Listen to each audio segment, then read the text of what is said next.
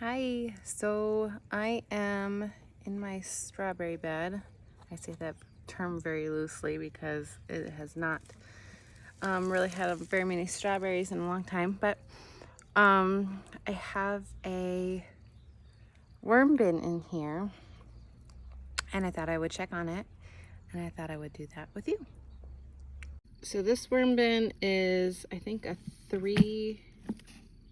maybe a 2-gallon bucket.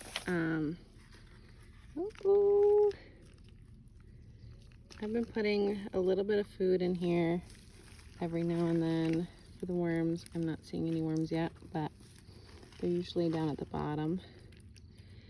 It's time to empty it and give them a new fresh start. There's some worms. Okay, so I'm going to empty all of it into here. So I've gotten about 5 pounds of compost, almost finished, mostly finished. The only thing that's still hanging out are some avocado skins. And I've emptied the bucket. As you can tell, this is not only home to the worms, but also some roly-poly bugs. But primarily, it is for my, where are they? My red wiggler worms. And I'll fill it up back up for them. So I just wanted to talk a little bit about how I turned this into this. Well, I don't turn it into that. However, it does get turned into that under my care. So initially, I have a 5-gallon bucket or 3-gallon. I think the case with this one, it's either 2 or 3-gallon bucket that I got free from the Walmart bakery section. And I fill it with kind of carbonous materials such as fallen leaves that I get from neighbors and such, and then this kind of home food scraps under another layer of leaves, and then wet the whole thing down, give it a little bit of time to break down, and then reintroduce the worms to the compost bin. And then this is over the course of about 2 months that this happens, and it's very passive. I have not checked on it. I've hardly fed them anything besides roughly this amount. And then just come and harvest, and then I put it around the plants that are in that vicinity, which are strawberries.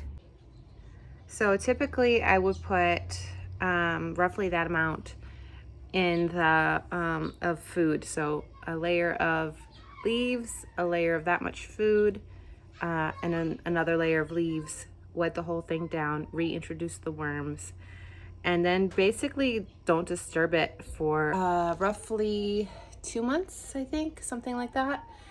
And I'll check on it every now and then to make sure that it's moist. It's got like a good moisture level. It's not looking too gray and dried out. But mostly the worms just take over and they create this beautiful, rich soil that I'm able to disperse around the plants that are in that kind of same vicinity, which are strawberries.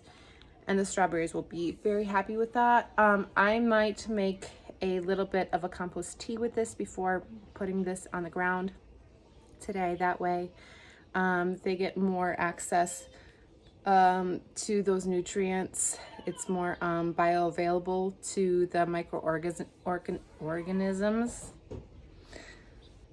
And then I'm going to sort through this and try and get the worms out and then reintroduce them to that bucket. And the bucket is, like I said, I think either a 2 or 3-gallon bucket. And it has worm-sized holes throughout the sides so that they can kind of come and go as they please. So they can disperse their castings, their poo-poo, amongst the plants there in that area. So when I take these worm castings, I'm gonna tend to disperse them farther away from the worm bin, seeing as I think that they are really contributing to those plants that are right next to the worm bin. All right, let me get to work on that. Okay, I've gathered the leaves from the compost, and I'm gonna turn this on to get a little bit more rainwater than that to pour on the whole concoction once it's done, so that the worms have a nice moist place to live, because these coarse, hard, dry leaves are not good for the worms' skin. It's a little abrasive for them. They like to have kind of a more moist environment. Okay, so now it's time to refill the container. So it's mostly empty right now. There's a little bit more of that compost, and I'm gonna leave that in. Could have probably left a little bit more, because there's a lot of bacteria and micronutrients that are going to help jumpstart this compost. So as I reintroduce the worms, I'll add a little bit more of that finished compost as well.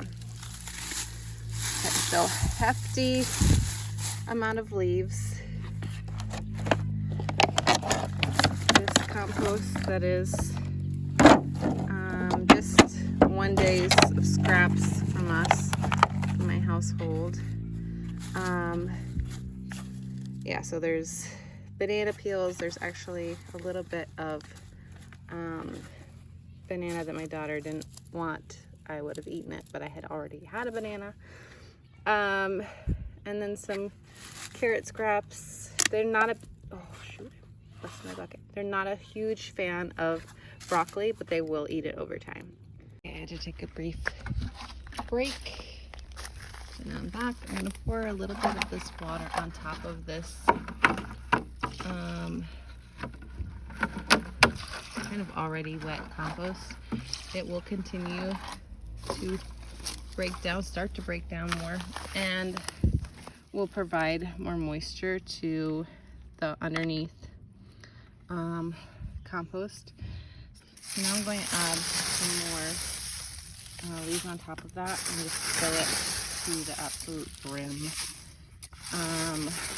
to give these worms a sizable amount of space, so that I don't have to check on them for a while. Also, pouring some water on top of that.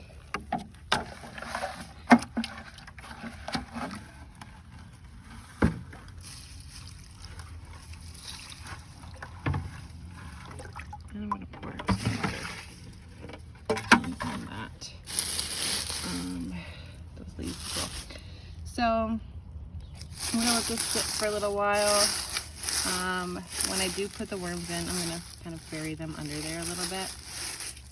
This serves a couple purposes to cover with leaves. It's kind of creating like a smell trap for the compost as it breaks down, and it will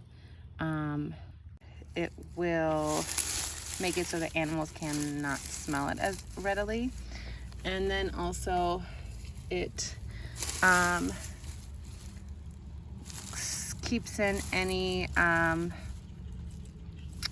of the moisture. And yeah, I'm just gonna kind of pick through and see if I can gather any worms that I can find, and then any larger bits of compost that's not yet decomposed, I'm gonna put back into the other compost bin. There's bits of newspaper whoa, that is teeming with roly-poly bugs that I don't necessarily want in my compost bin, although they do an excellent job of breaking down material also. Look at them scurrying back. Okay, this is a mango seed. I'm gonna stick that back in there. This is an avocado pit.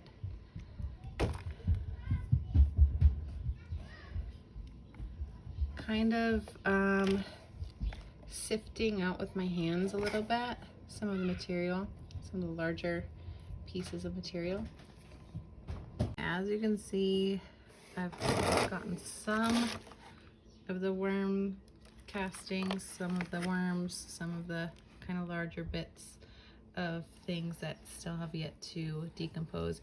I was a little bit disappointed at first with the initial numbers because I wasn't getting a lot of worms in there, but then I was thinking too that a lot of them are probably spread out throughout the garden. And then there are so many roly-polies too, so they are likely the ones that are now doing the most of the bulk of the decomposition. I found a couple cocoons, but mostly it's worm castings. This was formerly, you can see a few pieces in here, formerly had straw in there also, so it's all mostly broken down. The worm castings are super nutrient dense and are solid. Just look at the consistency of that compared to what was formerly there, which is mostly this kind of stuff, material that from my yard. Very sandy, rocky, and then you add a little bit of that, a little bit of this to that soil, and now it stretches the water retention even farther, and it helps just builds the nutrients. And over time, the more and more of this that I put down, the healthier the plants will be and the soil will be, and hopefully we will be, because we're eating that food from that soil. Okay, so now I'm going to take all of this back to my compost bin. Oh man, I got some doves in there. I think the doves, see, they make these little divots in the ground, and I think that they are getting some worms too, which is really disappointing. Okay, so I'm gonna pull some of this to the side and put all my worms and bulk compost back in there. Down a little bit. My bucket is starting to break a little bit, so I have to be careful not to break it even farther, because we don't want other rodents coming in there and eating all the worms, which happens. Lock this up good. It's not really locking very easily anymore, which stinks because of that same reason. Raccoons, moles, gophers, they will all eat birds. They will all eat your worms if you're not careful. What I will then do with the castings is put a good heaping bunch in this mesh bag. And if I see any worms in there, I will try to get them out, although I'm not immersing them in the water long enough to really do them any damage. Just scare them a little bit, which I'd rather not do. And then, oh no, okay. Then I put the bag into the water. It almost immediately turns brown. I dunk it for about 10-20 seconds, And then I immediately use the water in the garden. And I also immediately put this compost around a plant because it's full of moisture and it's still full of nutrients. So I have this fig tree, Violetta de Bordeaux tree, and it's starting to fig. I don't know if it will get to the point of producing fruit, although I know that the fruit for these trees typically take a shorter period of time because they are smaller than the ones that I had on the brown turkey fig. However, I had this all covered in mulch, and I hadn't realized that when I was watering, I was tearing some of the soil away. So I'm just going to take that compost that I was using around the base. And it's still highly filled with nutrients, and it's worm casting, so it's just so nutritious for all the plants that you put it on. And it will help fertilize this fig tree and hopefully help it to set fruit more quickly. Then I'm going to place the mulch back on top, which is just purslane from the garden. And that will break down eventually and become soil, and that will also shade it from the sun. Or hopefully I can do this gracefully. Or this fresh compost tea into the smaller container so it's more easy to control. Then I will pour it on some of the plants that I'm hoping that will produce. I have some cucumber still, some strawberries, some green beans.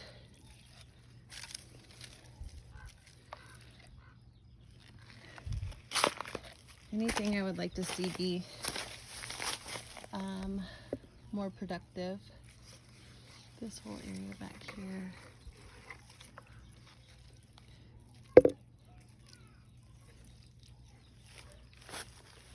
Watching. I love my mommy, and thanks for watching. Thanks for watching. I love my mommy. We hope you found this helpful. Thank you for watching.